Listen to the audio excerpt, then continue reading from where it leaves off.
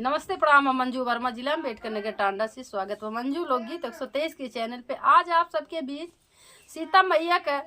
बहुत दर्द भरा गीत लेके आ है कि सीता मैया देखा जब गर्भवती रही हैं तो वही समय राम और लक्ष्मण उन्हें काहे राम निकाल दिए रही घर से और वन वन में बेचारों भटकत रही हैं। और जब राम लक्ष्मण उनके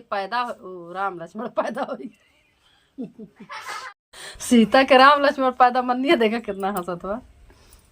नमस्ते प्रणाम। हम मंजू वर्मा, जिला अम्बेडकर नगर टांडा से स्वागत हुआ मंजू लोकगीत 123 के चैनल पे। आज आप सबके बीच सीता मैया का दर्द भरा गीत ले आ है। तो देखा सीता मैया जौने समय गर्भवती रहा थी वही समय राम उन्हें कैसे घर से निकाल देतीन। और धीरे धीरे भैया जब समय जंगल में बीतत है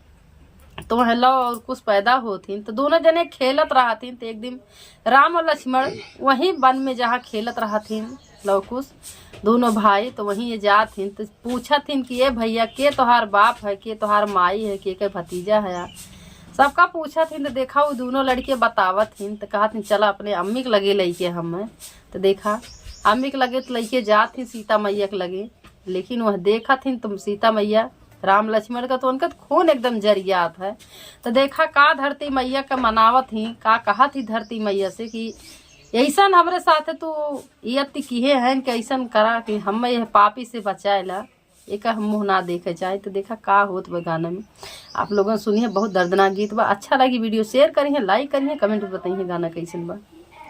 सभी दर्शक का नमस्ते प्रणाम। हम नीलम धुरिया टांडा जिला अम्बेडकर नगर से। तो हम सुने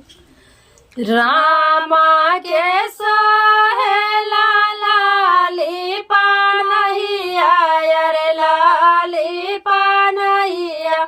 रामा के सोहेला लाली पानहिया रे लाली पानहिया अरे लक्ष्मण प्रभु जी के बड़ा रे लालनवा अरे लक्ष्मण प्रभु जी के बना रे लालनवा आवा चली मोरे भैया वही बना बिचावा अरे वही बना बिचावा आवा चला मोरे भैया वही बना बिचावा अरे वही बना बिचावा अरे जहाँ बसे बाबूजी तो हर रे लालनवा अरे जहाँ बसे बाबूजी तो हर रे लालनवा एक बना गईले दूसरे बना गईले दूसरे बना गईले एक बना गईले दूसरे बना गईले दूसरे बना गईले अरे तीसरे में रुख रे लालनवा अरे तीसरे में रुख रे लालनवा ओही वृंदावनवा में दुई रे लालनवा अरे दुई रे लालनवा वही वृंदावनवा में दुई रे लालनवा अरे दुई रे लालनवा अरे दोनों भैया के लया रे लालनवा अरे दोनों भैया के लया रे लालनवा लालना बोलाई रामा जंगा भाई ठवाले अरे जंगा भाई ठवाले लालना बोलाई रामा जंगा भाई ठवाले अरे जंगा भाई ठवाले अरे सुना बेटा राजा हमारा रे लालनवा अरे सुना बेटा राजा हमारा रे लालनवा के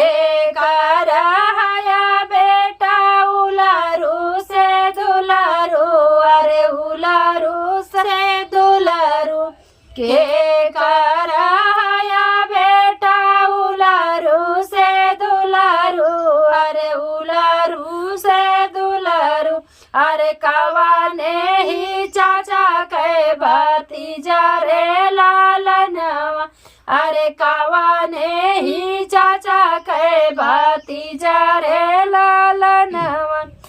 कवाने मायरिया के कोखिया में जन्म आया रे कोखिया में जन्म, कवाने मायरिया के कोखिया में जन्म आया रे कोखिया में जन्म, अरे के हाय बाप तो हर रे लालनवा, अरे के हाय बाप तो हर रे लालनवा, राजा दशरथ जी के उलरू से दुलरू, अरे उलरू से दुलरू, राजा दशरथ जी के उलरू से दुलरू, अरे उलरू से दुलरू, अरे लक्ष्मण चाचा के भतीजा रे लालनवा, अरे लक्ष्मण चाचा के भतीजा रे लालनवा, माता पिता जी के कोखिया में जन्मे, अरे कोखिया में जन्मे, माता पिता जी के कोखिया में जन्मे, अरे कोखिया में जन्मे, अरे नहीं जाने बापावा के नाम रे लालनवा, अरे नहीं जाने बापावा के नाम रे लालनवा। देखा राम लक्ष्मण इतना फुसला वह लोग उसके दोनों भाई से पूछत हैं के कर उलरू दुलरू है, के तोहार चाचा है के तोहार माई है, कौने बाप का नाम बतावा, केकरे कौने बापे का तो कोखिम जन्मे, लेकिन वो सबका बता देथिन और जानी के बाप का ना कहथिन कि बाप का नाम हमें ना पता हम ना जानी। तो देखा इतना बात जब सुना थी राम लक्ष्मण का कहथिन,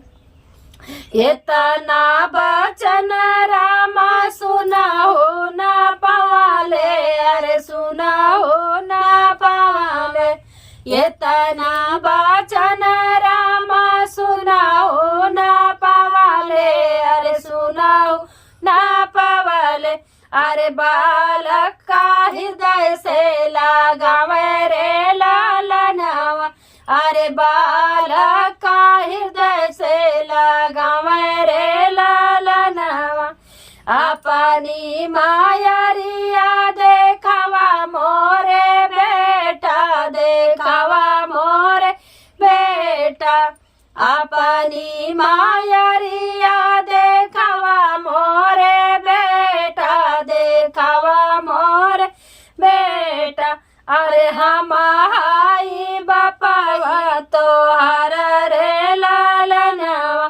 अरे हम हाई बापा तो हर रे लालनवा। कहा थे राम की अपने माई का देखावा हम ही तोहार बाप है, इतना कहा थे तो देखा राम वो लड़का लइके जात है माई के लगे अपने बाप का,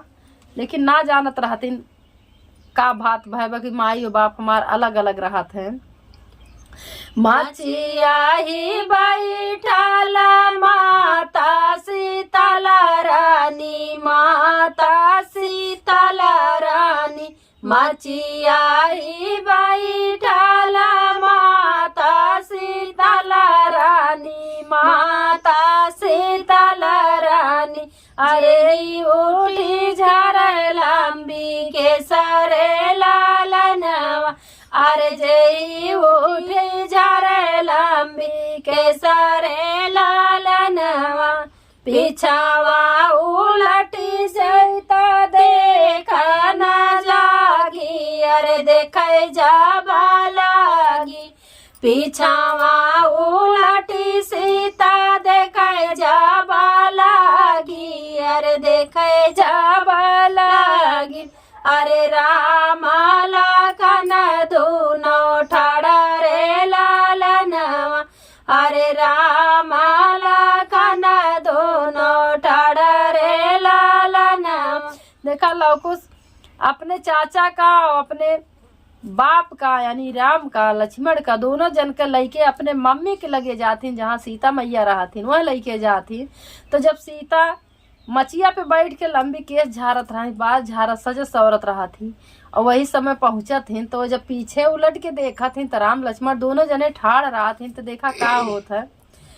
पीछावा उलटी सीता देखे जाबा लागी अरे देखे जाबा लागी अरे रामा माला काना दोनों ठाड़ रे लालनवा अरे रामा लाना दोनों ठाड़ रे लालनवा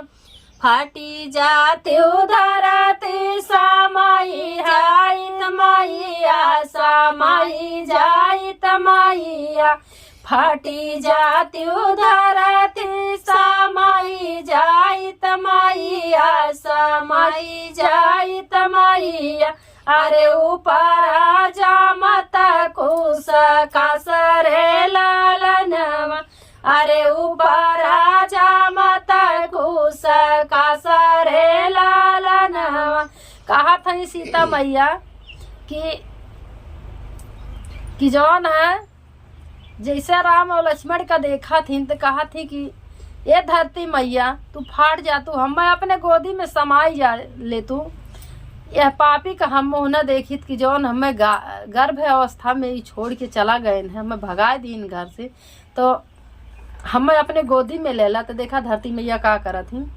ईसान पियावा के मुहा नाही देखबे अरे मुहा नाही देखबे ईसान पियावा के मुहा नाही देखबे अरे मुँह नाही देखबे अरे घर भी ना दिहे बन बसरे लालनवा अरे घर भी ना दिए बन बसरे लालनवा। कहती नहीं हमें गर्भ जौन समय हम गर्भवती रहे वही समय ही हमें वनवास भेज दी से पापी का मुँह हमें ना देखे अपने गोदी में तू समवाएला। तो धरती माई देखा वह बिटिया के कहा करत ही सीता मैया के कहा करत ही का होत है फटी गाई धरती समाई गाई सीता समाई गाई सीता फटी गाई धरती समाई गाई सीता समाई गाई सीता अरे ऊपर जमल कुस कासरे लालनवा अरे ऊपर जमल कुस कासरे लालनवा। धरती माई अपने गोदी में सीता मैया के ले लेती एक बाद फिर बराबर हो जाती कुस कास ढाक पाक भैया हर एक चीज वहाँ पे जाम ही जात है। तो देखा वही खड़े खड़े इनके दोनों भाई देखत रहती इनका हो राम लखन दोनों रोवाना लागे अरे रोवाना लागे राम